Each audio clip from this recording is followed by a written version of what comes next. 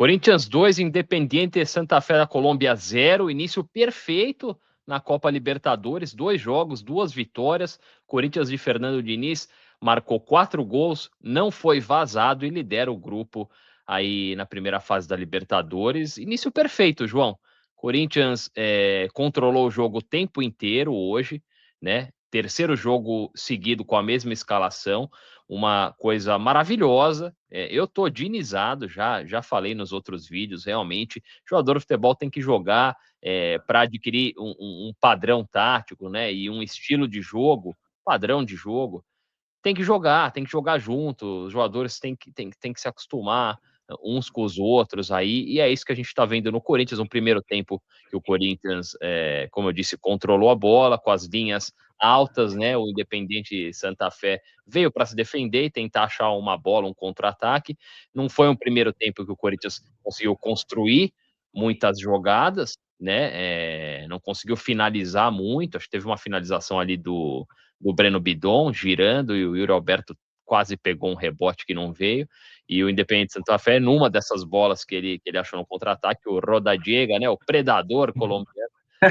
quase marcou uma paulada de fora da área, o Hugo defendeu, mas foi isso, assim, a gente não teve no primeiro tempo lances muito agudos, mas o Corinthians controlando, o Rodrigo Garro muito acionado, claramente a ideia de jogo do Fernando Diniz, desse Corinthians do Diniz, passa pelos pés do Rodrigo Garro, ele é o cérebro do time, o Fernando Diniz adora esse tipo de jogador, é um tipo de jogador especial, né, porque são poucos hoje no futebol mundial, esse 10, esse engante, né, esse armador, e a Argentina é um dos poucos países que ainda produz esse tipo de jogador, e o Rodrigo Garro é um deles, o Fernando Diniz vai fazer tudo que ele puder para que o Rodrigo Garro funcione, e funcionou nesses 3 jogos, né? Não brilhou tanto, no primeiro jogo contra o Platense foi um pouco melhor, hoje não se destacou assim, não criou tantas jogadas, apesar de ter batido o escanteio dos gols, né, que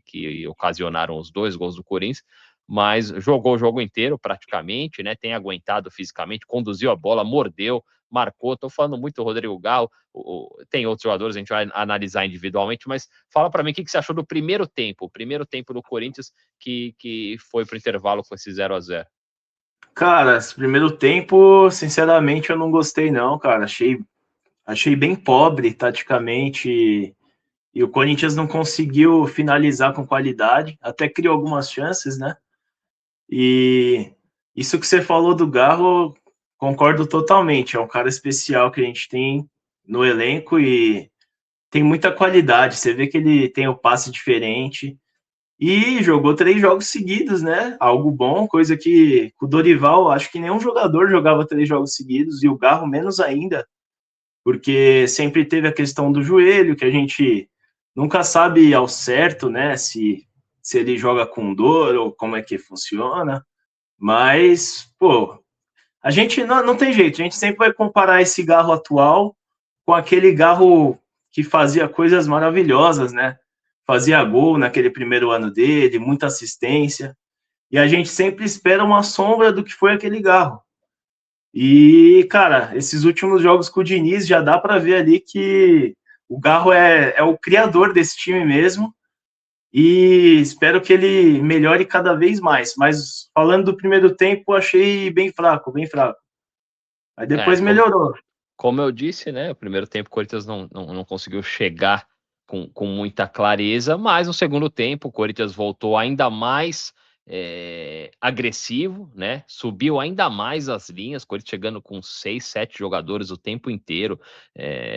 Às vezes o Mateuzinho, o Matheus Bidu subindo ao mesmo tempo, que não é comum nos times do Diniz, né? Quando um sobe, o outro segura, mas o Corinthians acabou encontrando o seu gol. Era um jogo claramente que o Corinthians precisava sair na frente, que a coisa ia ficar um pouco mais tranquila, e foi o que aconteceu. O Corinthians, num escanteio, teve uma série de escanteios, né? Hoje, muitos escanteios, muitas faltas também. O time colombiano parou muito o jogo, o Garro bateu muitas faltas para a área, muitos escanteios.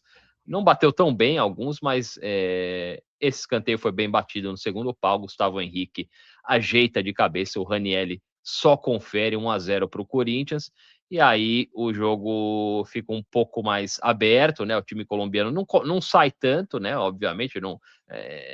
A gente percebe, né, João, a diferença técnica e econômica em relação entre os times brasileiros em relação aos outros times da América do Sul. Cada ano que passa a Copa Libertadores vai mostrando o abismo que existe entre o futebol brasileiro e o resto do continente. E o desafio mesmo na Libertadores começa a ficar muito claro que é quando você acaba enfrentando um outro time brasileiro. Né? Mesmo o Corinthians, que a gente, só tem a gente aqui, vamos confessar, Copa Libertadores às vezes é complicado, o Corinthians sozinho se complica na Libertadores, mesmo pra Então, gente é esquisito de assistir o que a gente tem visto aí, que é uma primeira fase tranquila mesmo, né? acessível, bem acessível, né? É, Mas é o e que a gente espera, cara, o que a gente espera do Corinthians e de um time grande brasileiro é que chegue contra esses times, pô, Santa Fé, totalmente obrigação do Corinthians ganhar, sabe? E ganhar tranquilo. Principalmente com a folha salarial que tem o Corinthians, né? Uma folha muito alta, a gente não pode esquecer. Então, e que nem você falou, às vezes a gente acaba se enrascando nesse tipo de jogo, né? E principalmente na Copa Libertadores. Mas esses 2 primeiros jogos aí, já 2 vitórias, então eu sigo confiante, cara. Cada jogo do Diniz aí aumenta a minha confiança nele, que antes eu não tinha, mas agora eu tô começando a ver o quanto esse time pode evoluir. eu acho que é uma coisa que a gente, como corintiano, não experimenta há muitos anos. Um técnico com ideias diferentes, ideias frescas, uma filosofia de jogo um pouco mais ofensiva, né? O Corinthians, desde a era Tite, né? Desde do Mano Menezes, ali, quando o Corinthians sobe da Série B para a Série A e inicia aquela arrancada, né, com Copa do Brasil e que culmina no título mundial, né? Vários títulos, o Mano e depois o Tite, aí depois teve o André Carilli, o Fábio Carilli, né, cara, e outros treinadores aí mais defensivos, os que tinham uma filosofia um pouco mais ofensiva não deram certo, e a gente ficou meio nessa, o Corinthians, pô, foda-se, se ganhar de 6-0 tá bom, a torcida quer ver raça, não importa, mas é legal de ver, o Fernando Diniz é um cara que gosta do clube, que é corintiano também, tem essa identificação. Fazia tempo que eu não me empolgava tanto com um treinador, né? E óbvio, a gente ama o Corinthians, vai empurrar sempre que seja lá quem estiver trabalhando ou comandando o time, mas tem um extra dessa vez com o Fernando Diniz, assim, uma vontade extra de que esse trabalho dê certo, né? Por ele, pela ligação dele com o clube. Como eu disse, o Corinthians fez 1-0 com o Ranieri, né? E aí continuou controlando o jogo. Realmente, o time colombiano mostrou muitas deficiências técnicas aí e parece ter pregado fisicamente também. E o Corinthians, apesar de estar com o mesmo time em campo por 80 minutos, continuou correndo, continuou mordendo, né? Yuri Alberto, Kaique fez um trabalho de marcação excelente. Às vezes a gente, né? O cara tá assistindo não percebe assim, mas a gente presta muita atenção para vir aqui abrir a boca e dar opinião. A gente tenta analisar esses aspectos também. O Kaique marcou demais, né? Recompôs muito o meio de campo ali, e foi importante. E aí depois veio o golaço do Gustavo Henrique, né? Mais uma cobrança de escanteio. Foi de escanteio, né? Ali foi no segundo pau. Do, Ele dá do Galo. ele dá uma arrancada ali foi um gol lindo e horrível, né? Porque foi um voleio de canela, assim, um negócio Ah, diferente, cara, mas eu acho que, merecidíssimo, né? Porque o Gustavo Henrique foi o melhor em campo. Foi pô, realmente. não tem como não fazer isso, cara. Aqui, ó. É, é, Absurdo. Que segundo tempo incrível desse zagueiro, né? E a gente falou no jogo passado contra o Palmeiras, bola aérea, ele, pô, eu arrisco a dizer, para mim é o melhor zagueiro do Brasil em bolas aéreas, cara. Porque tanto na zaga ele tira várias, chega no ataque é perigoso. Além do gol e além da assistência, ele deu uma cabeçada que o goleiro ali fez um milagre, né? Uma cabeçada muito forte, potente. Então, teve uma no primeiro tempo também, que ele cabeceou por cima também. por cima do gol, passou perto. Então, cara, baita segundo tempo do Gustavo Henrique aí.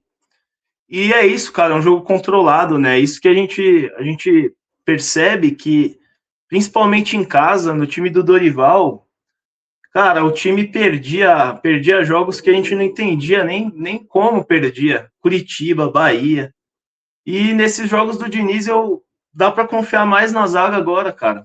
Beleza, o Hugo Souza ali fez uma defesa ou outra, mas a gente não sofreu quase nada nesse jogo, né? É. Você acha que o Dorival tá assistindo os jogos do Corinthians aí com o Diniz e pensando, puta, eu fiquei revezando esses, É, fiquei tão preocupado em prevenir lesões e em revezar esses jogadores aí, acabei não então. dando, acabei não implementando um padrão de jogo, né, nesse time aí, e o time todo jogo parecia perdido. Várias vezes a gente falou sobre como o elenco do Corinthians é desequilibrado, né? O Corinthians consegue montar um time, um 11 que é muito competitivo, pode bater de frente com qualquer clube na América do Sul, mas no banco de reserva, às vezes não tem as peças necessárias para manter o mesmo nível, né? Quando faz as trocas. E aí o Dorival sempre mesclando o time, não conseguia dar uma consistência, né, pro time. Cara, quando você troca peças, né, natural, você repete o time vai ganhando entrosamento, né? Os jogadores vão se conhecendo, os passes saem. O Dorival, cara, cada jogo era uma escalação diferente, aí poupava certos jogadores em um jogo e como é que você entrosa um time desse jeito? Não tem como, né? E aí acaba derrubando o rendimento do time. E se ele assiste ou não o Corinthians de Diniz, eu não sei, mas acho que se ele pudesse voltar no tempo, ele começaria a repetir o time também, cara. Porque a gente consegue ver, cara. A gente tá vendo que esses jogadores conseguem jogar 3 jogos seguidos, até mais, né? Só não vai repetir agora porque o André tá suspenso, né, no brasileiro. E, enfim. Mas é isso, Pois é. cara.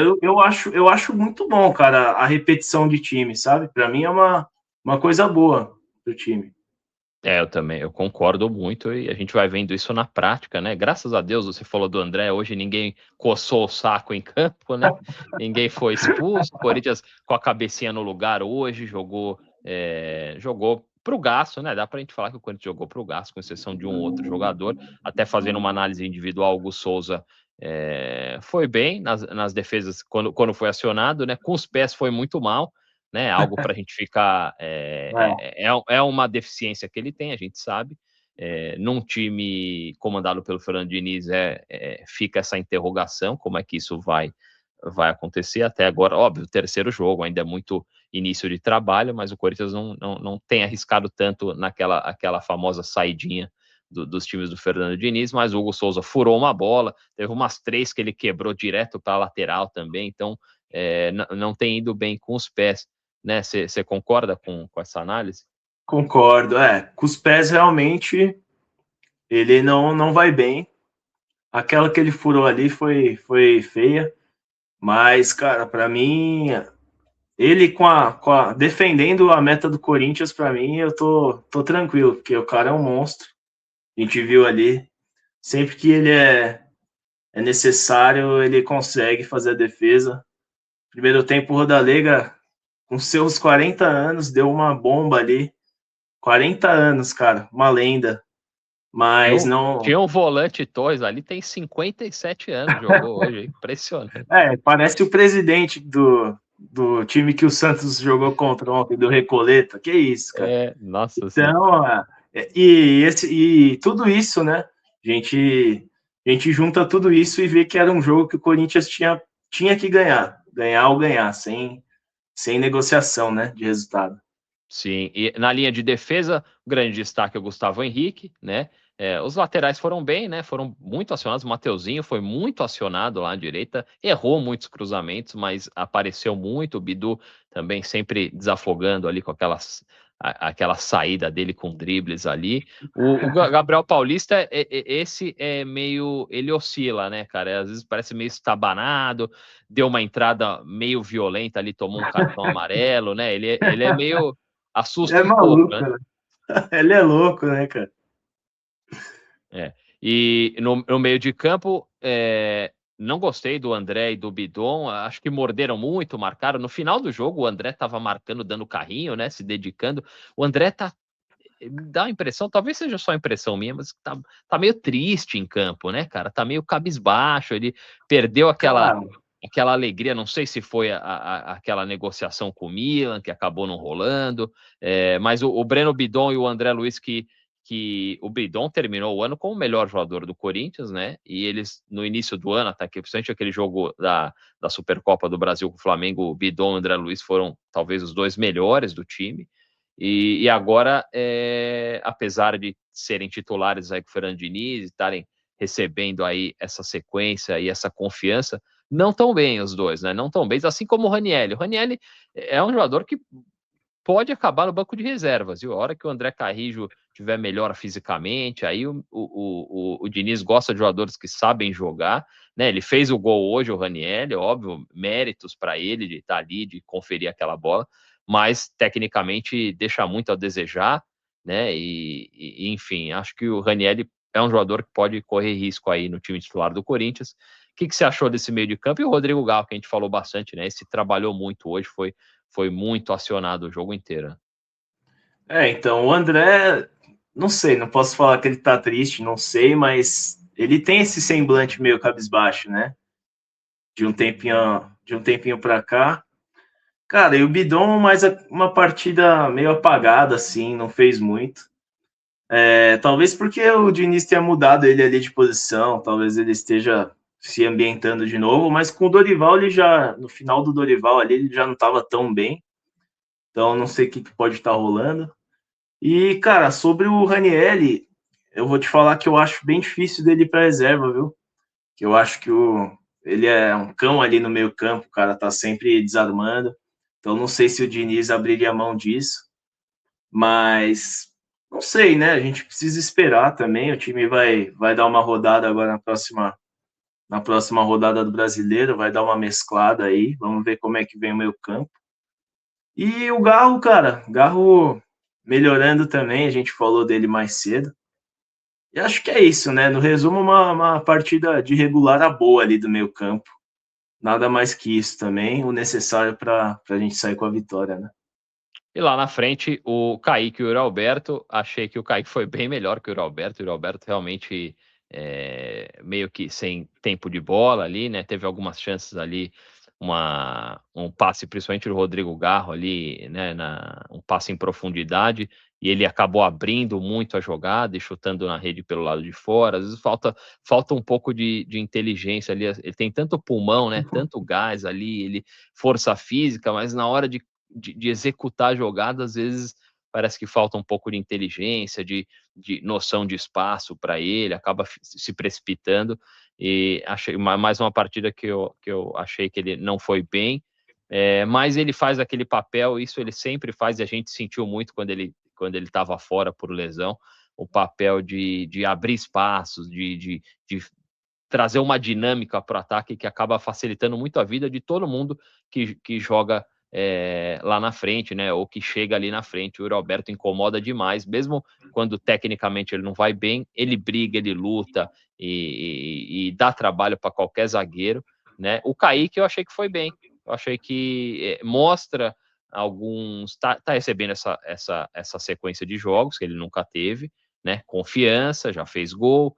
Ele mostra algumas qualidades aí, domínio de bola, né? Um passe de qualidade. É um jogador que tem qualidade técnica e que vamos ver se ele pode ser lapidado. O Kaique pode se tornar um jogador importante, mas mostra também, tanto tempo a gente aguentou Vitinho, cara, Thales Magno, né, cara, uns jogadores aí que o clube acaba trazendo aí, pagando caro, né, e tem a base é para isso, cara. Né? Se você não revela um jogador do mesmo nível de Thales Magno, Vitinho, esses caras, pô, então pode fechar a base, né? E o Kaique mostra que é melhor que esses jogadores e ainda tem um potencial por ser muito jovem, um potencial até de negociação, né, cara, de trazer algum outro benefício para o clube financeiro, né?